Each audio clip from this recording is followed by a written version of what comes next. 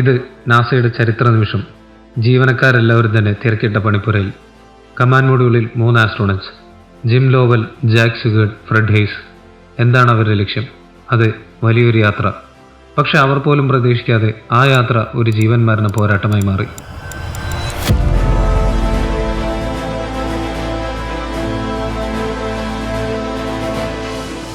ആയിരത്തി 1969 അപ്പോളോ 11 ചരിത്രം സൃഷ്ടിച്ചത് മാനവരാശിയുടെ വലിയൊരു കുതിച്ചുചാട്ടമായിരുന്നു. മനുഷ്യർ ആദ്യമായി ചന്ദ്രനിൽ കാലുകുത്തി. ഏതാനും മാസങ്ങൾക്ക് ശേഷം അപ്പോളോ 12 വിജയകരമായ ലാൻഡിംഗ് നടത്തി. ഇതുവഴി നാസയ്ക്ക് കൃത്യമായി ഒരു സ്ഥലത്ത് ഇറങ്ങാൻ കഴിയുമെന്ന് തെളിയിച്ചു. പക്ഷേ നാസയുടെ ലക്ഷ്യം ഒരു പ്രാവശ്യം മാത്രം ചന്ദ്രനിൽ ഇറങ്ങുക എന്നതായിരുന്നില്ല. ചന്ദ്രനെക്കുറിച്ച് കൂടുതൽ പഠനം നടത്തുവാനും സാമ്പിളുകൾ ശേഖരിക്കാനും നാസ ആഗ്രഹിച്ചു. അപ്പോളോ 13 അതിൻ്റെ ഭാഗമായിരുന്നു. ഈ മിഷൻ ഡിസൈൻ ചെയ്യപ്പെട്ടത് ചന്ദ്രൻ്റെ ഫ്രാ മൗറോ എന്ന മേഖലയിൽ ഇറങ്ങാൻ വേണ്ടിയായിരുന്നു.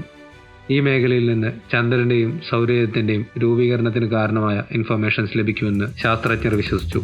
അതിനായി experienced astronaut Jim Lovell, pilot Fred Haise, command module pilot Ken Mattingly എന്നിവരെയാണ് ദൗത്യത്തിന് ആദ്യം തിരഞ്ഞെടുക്കപ്പെട്ടത്. എന്നാൽ ലോഞ്ചിന് കുറച്ച് ദിവസങ്ങൾക്ക് മുൻപ് കെൻ മാറ്റിംഗ്ലി റൂബെല്ല ബാധിതരുമായി സമ്പർക്കത്തിൽ വന്നിട്ടുണ്ടെന്ന് നാസയുടെ ഫ്ലൈറ്റ് സർജൻ കണ്ടെത്തി. മാറ്റിംഗ്ലി നേരിട്ട് രോഗലക്ഷണങ്ങളൊന്നും കാണിച്ചില്ലെങ്കിലും അത് മിഷനെ ഗുരുതരമായി ബാധിക്കുമെന്ന് നാസ വിലയിരുത്തി. അവസാനം നാസ ആ തീരുമാനത്തിലെത്തി.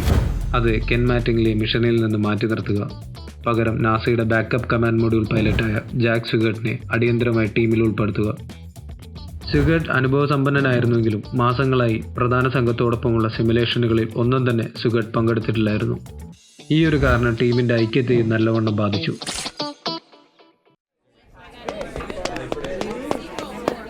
നാസയുടെ കൺട്രോൾ റൂമിൽ ശബ്ദം ഒറ്റ നിമിഷം പോലും നിലച്ചിട്ടില്ല. എല്ലാവരും അലേർട്ടാണ്. 70 ലക്ഷം പൗണ്ട് ത്രസ്റ്റ്. അതെ, പർവ്വതങ്ങളെപ്പോലും തള്ളിമാറ്റാനാകുന്ന കരുത്ത്. ആ ഒരു കരുത്തോടുകൂടി സാറ്റേൺ 5 കുതിച്ചുയർന്നു. 36 സെക്കൻഡ്സ്. സാറ്റേൺ 5 മാക്സ് ക്യൂവിലേക്ക് അടുത്തുകൊണ്ടിരിക്കുകയാണ്. മാക്സ് ക്യൂ അഥവാ റോക്കറ്റിന് നേരിടാവുന്ന മാക്സിമം വായുസമ്മർദ്ദം. ഈ ഒരു ഘട്ടം വളരെ നിർണായകമാണ്. എന്നാൽ അപ്പോളോ 13 ഇതിനെ നേരിടാൻ രൂപകൽപ്പന ചെയ്യപ്പെട്ടതാണ്. 140 ടൺ ഭാരമുള്ള F1 എഞ്ചിൻ ഇനി ഉപയോഗശൂന്യമാണ്.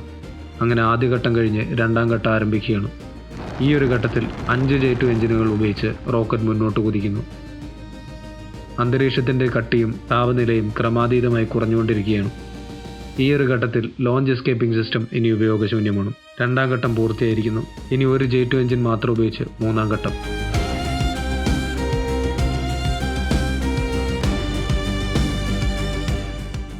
അപ്പോളോ 13 ഭൂമിയുടെ ഭ്രമണപഥത്തിലെത്തിയിരിക്കുന്നു.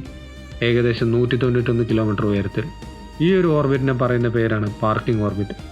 പാർക്കിംഗ് ഓർബിറ്റിലൂടെ സഞ്ചരിച്ച് ഭൂമിയെ 2-3 തവണ വലം വെച്ചുകൊണ്ട് സാറ്റേൺ 5ൻ്റെ എല്ലാ സിസ്റ്റങ്ങളും ശരിയാണെന്ന് നാസ ഉറപ്പുവരുത്തുന്നു. ഇനി മൂന്നാം ഘട്ടത്തിൻ്റെ ഭാഗമായി 6 മിനിറ്റ് തുടർച്ചയായി എഞ്ചിൻ ജ്വലിപ്പിച്ചുകൊണ്ട് പ്രീ റിട്ടേൺ ട്രജക്ടറിയിലേക്ക് പ്രവേശിക്കുന്നു. ഇതിന് പറയുന്ന പേരാണ് ട്രാൻസ്ലൂണാർ ഇഞ്ചക്ഷൻ. അതായത് ഇനി അങ്ങോട്ടുള്ള യാത്ര ഒരു എലിപ്റ്റിക്കൽ പാത്തിലൂടെയാണ്. 3 ദിവസം കഴിഞ്ഞാൽ എലിപ്റ്റിക്കൽ പാതയും ചന്ദ്രൻ്റെ പാതയും കൂടി ഒരുമിച്ച് ചേരും. ഈ ഒരു കൂടിച്ചേരലിൽ ചന്ദ്രൻ്റെ ഗ്രാവിറ്റി പേടകത്തിൻ്റെ ദിശ മാറ്റുന്നു.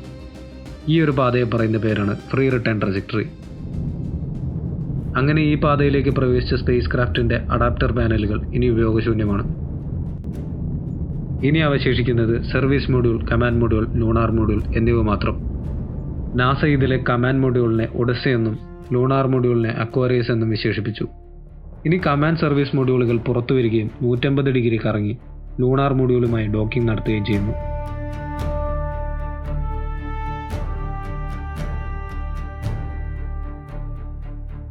താപനില ക്രമീകരിക്കാനായി സ്പേസ് ക്രാഫ്റ്റ് ചെറുതായി കറങ്ങുന്നു.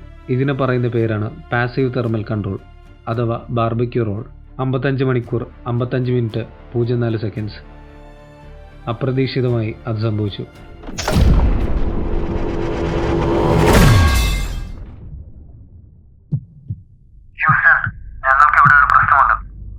ഒഡസി, ഒന്നുകൂടെ ആവർത്തിക്കാമോ? നിങ്ങൾ പറയുന്നത് വ്യക്തമല്ല. ഹ്യൂസ്റ്റൺ, സ്പേസിലേക്ക് ഓക്സിജൻ ചോർന്നുകൊണ്ടിരിക്കുകയാണെന്ന് തോന്നുന്നു. ഓക്സിജൻ പ്രഷർ കുറഞ്ഞുകൊണ്ടിരിക്കുകയാണ്. മെയിൻ ബീവേഴ്സ് അണ്ടർ വോൾട്ടേജ് ആണ്. സർ, ഒഡസിയിൽ നിന്ന് ഓക്സിജൻ ചോർന്നുകൊണ്ടിരിക്കുകയാണ്. ജിം, ഫ്യൂവൽ സെൽസ് 1, 3 ഡെഡായിരിക്കുന്നു. ബസ് എയും ബിയും ഇപ്പോൾ ഓഫ്ലൈൻ കണ്ടീഷനിലാണ്.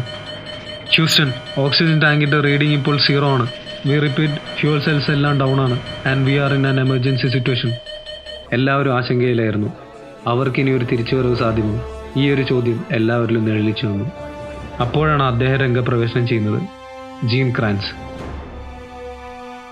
എല്ലാവരും ശാന്തരാകൂ. ഗൈഡോ, എല്ലാ ഓപ്ഷൻസും അബോട്ട് ചെയ്യൂ. റെട്രോ, ആവശ്യമായ ട്രജക്ടറീസ് കണ്ടുപിടിച്ചു തരൂ. പവർ കൺസർവേഷൻ പ്രോട്ടോകോൾസ് എല്ലാം ആക്ടിവേറ്റ് ചെയ്യൂ. സർ, ഡാറ്റകൾ പ്രകാരം ഇനി ട്രാൻസ്ലൂണാർ ഇഞ്ചക്ഷൻ പോസിബിൾ അല്ല. എല്ലാവരും ഇത് കേൾക്കൂ. ചാന്ദ്ര ദൗത്യയോട് അവസാനിച്ചിരിക്കുന്നു. ഇനി പുതിയ ദൗത്യം, അവരെ തിരിച്ചു കൊണ്ടുവരിക. ഞാൻ എൻ്റെ ജീവൻ കൊടുത്തിട്ടാണെങ്കിലും അത് സാധിച്ചിരിക്കും. സർ, ചന്ദ്രനെ ചുറ്റി തിരിച്ചു വരാൻ 96 മണിക്കൂറുകൾ വേണം. പക്ഷേ ലൂണാർ മൊഡ്യൂളിൽ 48 മണിക്കൂർ മാത്രമേ ബാറ്ററി ബാക്കപ്പ് ഉള്ളൂ. അതും 2 ആസ്ട്രോണറ്റ്സിന് മാത്രം. അങ്ങനെയെങ്കിൽ നമുക്ക് പുതിയ നിയമങ്ങൾ ഉണ്ടാക്കി തരൂ. സ്പേസ് ക്രാഫ്റ്റിൽ ആവശ്യമില്ലാത്തതെല്ലാം ഓഫ് ചെയ്യാൻ അവർക്ക് നിർദ്ദേശം നൽകൂ, ഇപ്പോൾ തന്നെ.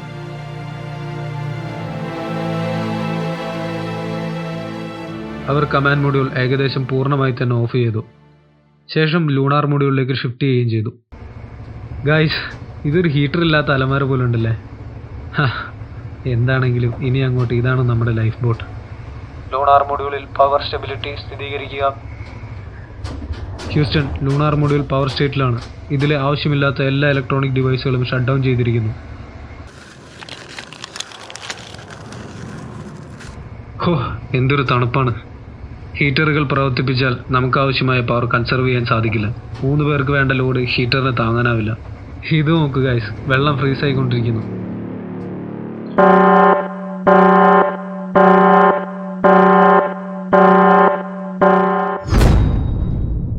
Houston, carbon dioxide level ക്രമാതീതമായി ഉയർന്നുകൊണ്ടിരിക്കുകയാണ്. ഞങ്ങൾ എന്താണ് ചെയ്യേണ്ടത്? ടീം, ഇനി അധികം ഡാറ്റകളൊന്നും വേണ്ട. അവരുടെ കയ്യിലുള്ള സാധനങ്ങൾ ഉപയോഗിച്ച് വേഗം ഒരു സൊല്യൂഷൻ കണ്ടെത്തണം. സർ, നമുക്ക് കമാൻഡ് മൊഡ്യൂളിലെ ഫിൽറ്ററുകൾ ഉപയോഗിച്ച് ഈ ഒരു പ്രശ്നം പരിഹരിക്കാം. പക്ഷേ ലൂണാർ മൊഡ്യൂളിൽ ഫിക്സ് ആകുന്ന ഫിൽറ്റർ റൗണ്ടും കമാൻഡ് മൊഡ്യൂളിലേത് സ്ക്വയർ ഷേപ്പുമാണ്. അങ്ങനെയെങ്കിൽ അവർക്ക് കമാൻഡ് മൊഡ്യൂളിലേക്ക് പോയി ശ്വാസം എടുത്തുകൂടെ? നെഗറ്റീവ്, കമാൻഡ് മൊഡ്യൂൾ പൂർണ്ണമായി ഓഫാണ്. എന്ത് ചെയ്തിട്ടാണെങ്കിലും ആ സ്ക്വയർ ഫിൽറ്റർ ആ റൗണ്ട് ഹോളിൽ ഒതുക്കണം. നാസയിലെ എഞ്ചിനീയേഴ്സ് ലൂണാർ മൊഡ്യൂളിൽ അവൈലബിൾ ആയ സാധനങ്ങളെല്ലാം കണ്ടെത്തി ഒരു മേശപ്പുറത്ത് നിരത്തിവെച്ചു. നമുക്ക് സ്ക്വയർ ഫിൽറ്റർ പ്ലാസ്റ്റിക് ബാഗ് ഉപയോഗിച്ച് ചുറ്റാം. ഇത് വായുവിനെ ഫാനിലൂടെ കയറി ഇറങ്ങാൻ ഫോഴ്സ് ചെയ്യും. ഇനി ഡക്റ്റ് ടേപ്പ് ഉപയോഗിച്ച് റൗണ്ട് എയർ ഹോസിലേക്ക് കണക്ട് ചെയ്യാം. എന്തായാലും എയർ ടൈറ്റ് ആയിരിക്കണം. ഫിൽറ്ററിലൂടെ മാത്രമേ വായു വലിച്ചെടുക്കാവൂ.